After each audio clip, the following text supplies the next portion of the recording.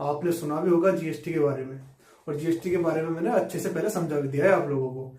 लेकिन मेरे सामने सबसे बड़ी समस्या एक आ गई, जिन्होंने जीएसटी पढ़ लिया थोड़ा सा भी, वो भी भाई साहब ये मानो गाड़ी लो भाई साहब, इसके हमें इनपुट मिल जाएगा, इसका पैसा वापस मिल जाएगा जीएसटी का।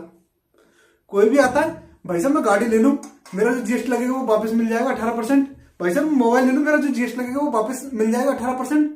पहली बात तो ये उसको पता नहीं है किस चीज के यूजेज पे पैसा रिफंड होता है जीएसटी का। जो मर्जी आए वो, भाई साहब मैं इसके लिए रजिस्ट्रेशन ले लूं, मैंने 10 लाख की गाड़ी ली है तो इसमें मुझे जीएसटी मिल जाएगा, 1,80,000 रुपये वापसी मिल जाएगा।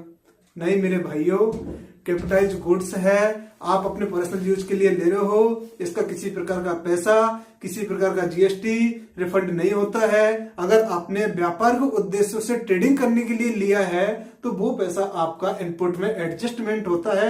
आपके पर्सनल यूजेज की कोई भी सामग्री का पैसा डिपार्टमेंट द्वारा वापस नहीं किया जाता है।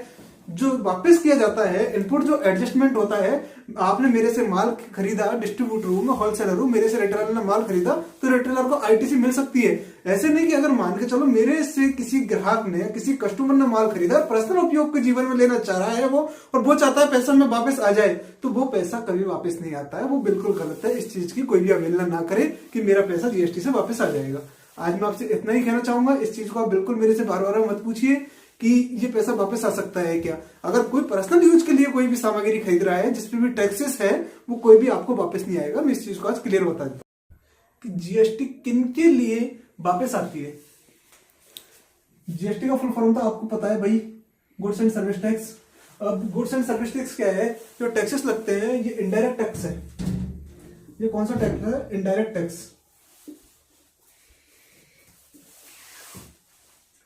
इनडायरेक्ट टैक्स मैंने आपको एक पहले भी वीडियो बनाया था टीडीएस के ऊपर।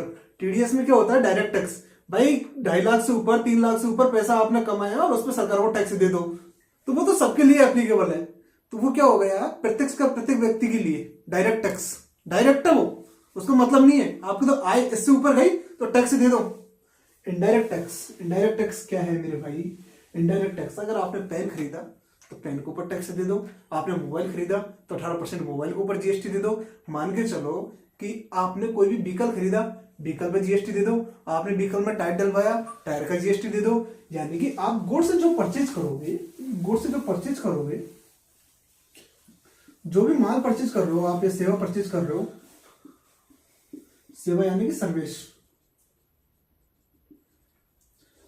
आप जो भी सेवा परचेज कर रहे हो उसके ऊपर जो टैक्स दे रहे हो वो हो गया इनडायरेक्ट टैक्स। अब सबसे बड़ी मेरे सामने जो समस्या आ रही है, सबसे बड़ी समस्या आ रही है, मेरे को दिन भर कॉल आते हैं, सर मैंने 50,000 का मोबाइल खरीदा। मैंने कहा कांग्रेचुलेशन, बधाई हो आपको, अच्छा किया आपने 50,000 का मोबाइल खरीदा। लेकिन आगे क्या समस्या कि सर मैं इस पर 18% टैक्स लगा, मेरा 18% टैक्स लगा। कितने का पड़ा मोबाइल आपको? 9,000 रुपये मेरा टैक्स लग गया सर इस पे, 59,000 का। हाँ सर, तो ये 9,000 रुपये कैसे वापस आए? पॉइंट क्या होता है? ये 9,000 रुपये कैसे वापस आए? अरे भाई मेरे बाप, मेरे काका, तूने मोबाइल तेरे पर्सनल यूज के लिए लिया है, ना कि तूने ये बेचने को उद्देश्य से लिया है। अगर बेचने को उद्देश्य से लेता तो तेरे को ये वापस मिल जाते। देखो लगना ये ग्राहक के ऊपर है, अगर सबके सभी इसको वापस ले लेंगे, वापस हो जाता है, आईटीसी एडजस्टमेंट हो जाता है, तो सरकार में आमदनी नहीं होगी। फिर सरकार पागल है जो सिस्टम लगा के बैठी है तुम्हारे लिए इतने इतने बड़े बड़े। सरकार को तो इसी चीज से मतलब है, भाई साहब कोई ले और हमारा कागज का काम बढ़ जाए, हमें 1 रुपए नहीं मिले, तो इतने कर्मचारी वैसे ही नहीं लगा रखे, तो किसी को ये पैसा वापस नहीं मिलता है। सिर्फ आपकी कोई फर्म है तो वहां आप एडजस्टमेंट करवा सकते हो, वो भी आपके खर्चे के बेसिस पे करवा सकते हो। मान के चलो और आपने मोबाइल की शॉप है, आपने 10 मोबाइल मंगाए, तो 10 मोबाइल पर आपका 1 लाख का जो टैक्स लग के आया है, 1 लाख रुपए का जो टैक्स लग के आया है, और मोबाइल बेचे आपने, मोबाइल जो भी बेचे आपने उस पर आपका टैक्स लगा 1,20,000, तो आपको 1,20,000 जमा करवाने की जरूरत नहीं है। आपको जो जमा करवाना है पैसा सिर्फ इसमें 20,000 करवाना है, तो प्रॉफिट पे तो टैक्स जमा करवाना ही है। तो मोबाइल क्या है कि मोबाइल सेलर है, उसने ट्रेडिंग किया है, खरीदा और खरीदने के बाद में बेच दिया, तो उसको एडजस्टमेंट हो सकता है। आप प्रत्येक लोग को ये चीज एडजस्टमेंट नहीं है। दूसरा ये है कि अगर मान के चलो कई लोग क्या होते हैं कि 9,000 रुपए का मोबाइल लिया, एक छोटी सी बात है, 50,000 का मोबाइल लिया, 9,000 टैक्स से। कार खरीदते, कार कार परचेज किया आपने, अब कार पे क्या हुआ कि जैसे मान के चलो मैंने 10 लाख की कार परचेज की,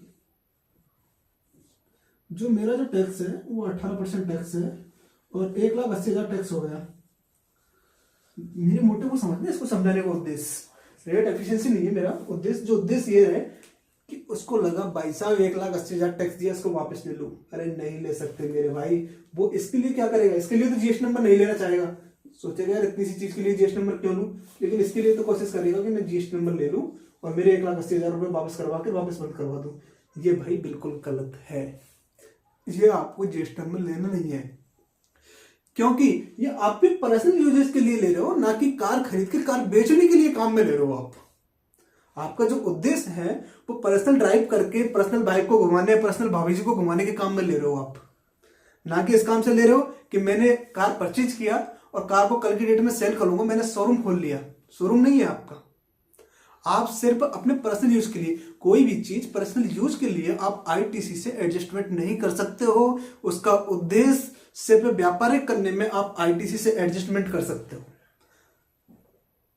और आपको किसी प्रकार की, मान के चलो आपको किसी प्रकार से ये लगता है कि मैं टैक्स लेता रहूं, जैसे 1,80,000 इस पे से ले लिया, 1,80,000 दूसरे कार वाले भैया की, भैया मेरे नाम से कार ले ले तो 1,80,000 मुझे इस पे से मिल जाएगा। तो अब तक तो लोग करोड़पति होते, रोडों पे तो हम जैसे घूमते और आप जैसे घूमते। तो इसके लिए क्या है, इसका मोटिव मेरा इतना सा ही है, अगर आपका कोई चीज या कोई भी व्यक्ति या कोई भी पर्सन, कोई भी फर्म हो, कंपनी हो, एचयूएफ हो, कोई भी काम कर रही है और अपने व्यापार में ट्रेडिंग के लिए अगर आईटीसी क्लेम कर रही है तो अच्छा है। और अगर पर्सनल यूजेज के लिए कोई भी पर्सन हो, इंडिविजुअल हो या कोई भी पार्टनर्स हो, गाड़ी हो, मोबाइल हो, जो भी अपने पर्सनल यूजेज सामग्री है वो अपने काम के लिए ले रहा है, कैपिटलाइजेशन गुड्स, तो उसकी आईटीसी आपको बिल्कुल अवेलेबल नहीं होगी। फर्म में वही आईटीसी अवेलेबल होगी, ट्रेडिंग के लिए हो या फिर खर्चे के लिए हो। ठीक है, मैं आज इतना ही कहना चाहूंगा। आगामी वीडियो में मैं आपको इस चीज को बिल्कुल जीएसटी का टॉपिक बाय टॉपिक आपको मैं डिटेल में समझाता हूँ।